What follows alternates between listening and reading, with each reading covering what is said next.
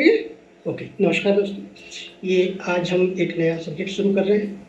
आज हम साइटिका समझते हैं। साइटिक का जो पेन है वो अक्सर नसों में देखा गया है, डिस्क के आसपास। इसमें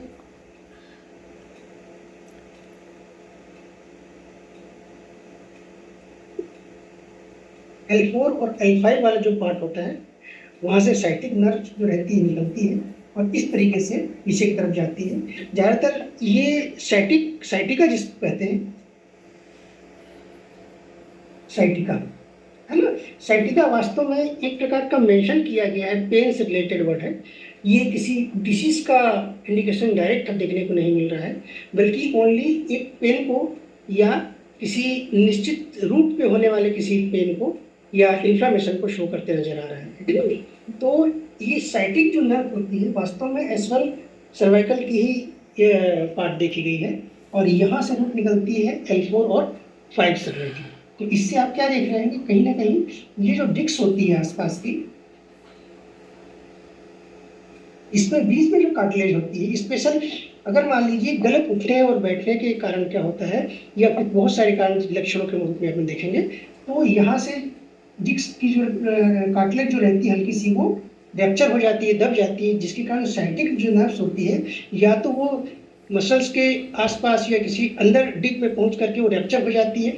इस तरीके से कहीं ना कहीं इन्फ्लामेटरी कंडीशन यहाँ पे आने लगती है। उसके बाद यहाँ से जो नर्व निकलती है धीरे धीरे करके स्ट्रेस होना शुरू हो जाता है और स्ट्रेस होता है तो पूरी तरीके से ये जो पैर जो होता है, पीछे वाला जो भाग होता है, पेल्विस से निकल करके सीधा जो नीचे जाती है, ये नस क्या होती है, स्ट्रेस होने से पूरा जकड़न सी महसूस होने लगती है। वही साइटिका। और ज़्यादातर आपने देखा होगा कि आज भी मॉडर्न मेडिसिन में इसका हो रहा है और ये L4 और L5 के रूट के आसपास इसका देखा गया है। इसके अलावा जो इसके कुछ खास सिम्टम्स लगे हैं कि पूरे के पूरे कमर में जो रहेगा वो पेन देखने को मिलेगा, बहुत ज़्यादा पेन देखने को मिलता है। इसके साथ साथ पूरे के पूरे कमर में दर्द होता है। ज़्यादातर देखा गया है कि वन साइड ही इसका पेन होता दिखाई देता है। रियल कंडीशन में दोनों साइड होता है, लेकिन ज़्यादातर ये वन साइड ही दिखाई देता है। ठीक है कि नहीं। इसके अलावा स्ट्रेस जैसी जो कंडीशन होती है वो लेग में दिखाई देती है। साइटिक नर्व रहती है इन्फ्लेमेटरी कंडीशन में आ जाती है,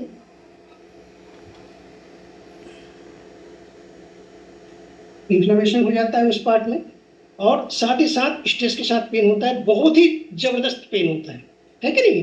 तो ये सारे के सारे लक्षण देखने को मिलते हैं और साथ ही साथ कुछ रिलेटेड कुछ कॉजेज भी सामने आते हैं। ये तो खैर लक्षण है ना, लक्षण है। इसके साथ साथ क्या होता है, चलने फिरने में परेशानी होती है, मूव करने में परेशानी होने लगती है।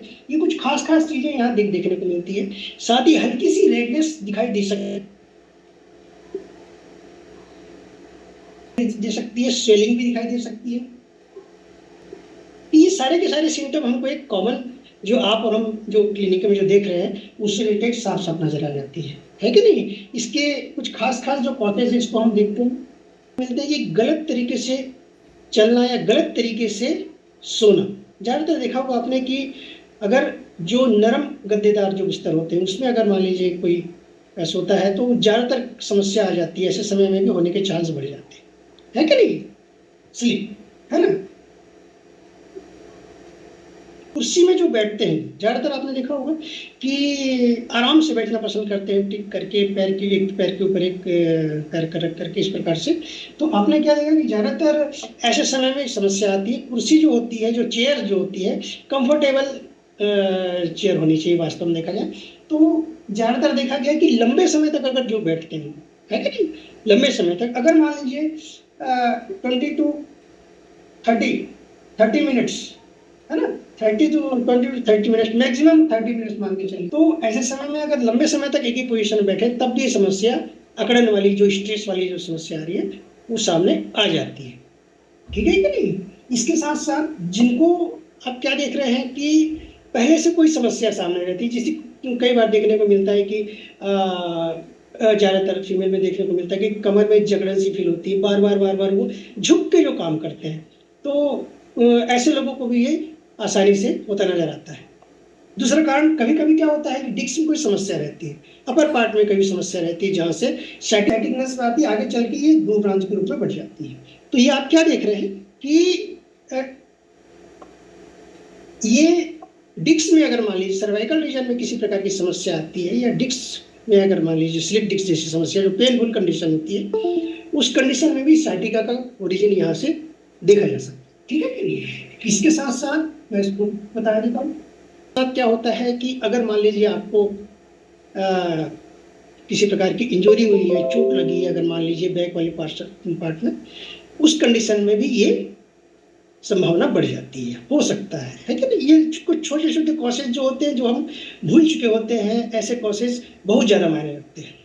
और आजकल क्या देखा जा रहा है कि जो हिल वाला जो प्रचलन चला हुआ है, न्यू एज की जो महिलाएं होती, गर्ल्स जो होती हैं, उनमें जो बड़ी हिल्स, ऊंची हिल वाली जो सैंडल पहनती हैं, उनमें भी ये एक आम समस्या देखी जाती है। एकदम जनरल कॉजेज है, आगे चल के ये समस्या एक कॉमन समस्या के रूप में सामने आने लगती है, एक आम समस्या है।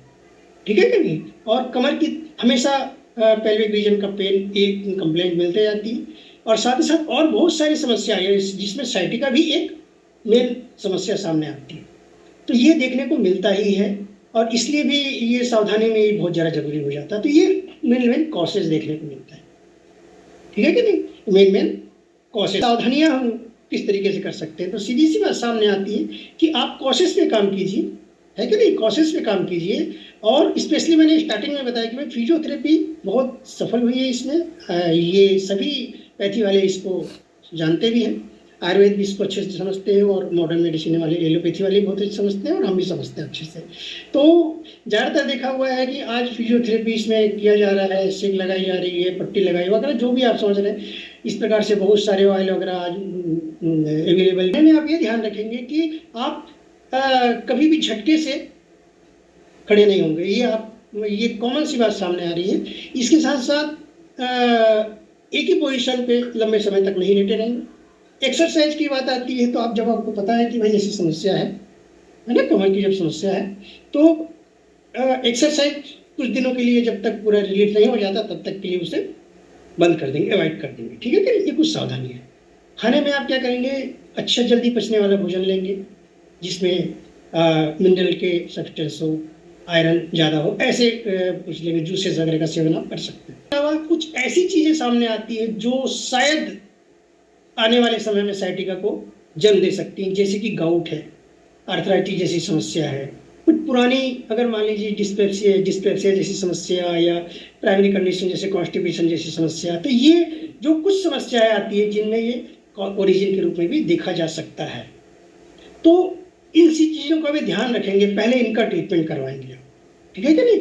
इसके अलावा मेटाबॉलिक डिसऑर्डर में बहुत सारी चीज़ें, जैसे कि हार्मोन के इम्बैलेंस भी होते हैं, जो ओबेसिटी वाली समस्या सामने आ रही है वो भी है ना? इसके अलावा कुछ और भी समस्या, कमर के कुछ रोग सामने आ सकते हैं, बार बार जो यूटीआई होता है उनसे संबंधित ये भी हो सकती है, या एनीमिया की जो समस्या सामने आती है, जब अक्सर आपने देखा होगा ब्लड का डिसऑर्डर है, तो उसमें भी ये समस्या एक आम समस्या देखने को मिलती है। ये साइटिका की ही बात कर रहे हैं। तो ये देखने को मिलता है कि अक्सर देखा गया है ये समस्या। तो आप क्या करेंगे? इस सारी चीज़ों को थोड़ा ध्यान रखेंगे, ठीक है? सारी चीज़ों का ध्यान रखेंगे, उसके बाद ही इसका ट्रीटमेंट करेंगे। ठीक है कि नहीं? अब आप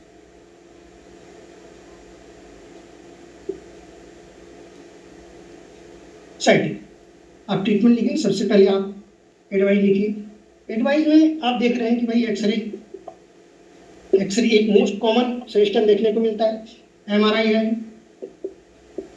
कि नहीं? ये एक कॉमन सा बता रहा हूँ मैं आपको। इसके अलावा आप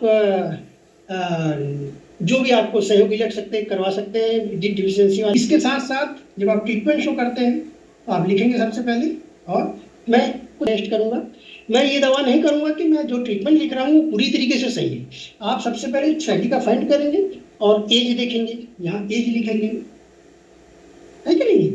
एक्सटर्नल और इंटरनल दोनों देंगे, और जो भी मेडिसिन सजेस्ट होगी, अगर मान लीजिए उसमें कुछ कमी महसूस हुई मान लीजिए आपको, तो आप क्या करेंगे कि सपोर्ट के रूप में आप वो मेडिसिन भी आप ऐड करके दे सकते हैं, या अल्टरनेट करके दे सकते हैं। अगर आपको लगता है कि कुछ मेडिसिन इसमें ठीक नहीं है, तो आप उसको हटा करके अपने हिसाब से सजेस्ट कर सकते हैं। Okay, drop number 1। S5 F1 A2 D5 या सेकंड। कुछ रेयर कंडीशन में इसको आगे नेगेटिव जाना पड़ सकता है, कुछ रेयर कंडीशन में, ठीक है। 10 drops UID with hot water लिख लीजिएगा इस ड्रॉप वर्म C3 या C5 GE या YE, थोड़ा ध्यान रखेंगे इन दोनों में से कोई एक, इन दोनों में से कोई एक, ठीक है कि नहीं। या देंगे 5th या D8 5 to 10 ड्रॉप्स UID, है ना। एज कंडीशन मतलब पानी के साथ दे सकते हैं, विदाउट वाटर भी दे सकते हैं, डायरेक्ट फाउंटेन भी दे सकते हैं। ग्लोबिल आप दीजिए, ग्लोबिल दीजिए, वेनवन दीजिए, A3 देंगे, इसको D4 या D5, ठीक है कि नहीं। 10 ग्लोबल्स दीजिए, BD और PDS, ठीक है कि नहीं। इसके अलावा एक्सटर्नल पेंट लिखिए, एक्सटर्नल यूज में आप ध्यान देंगे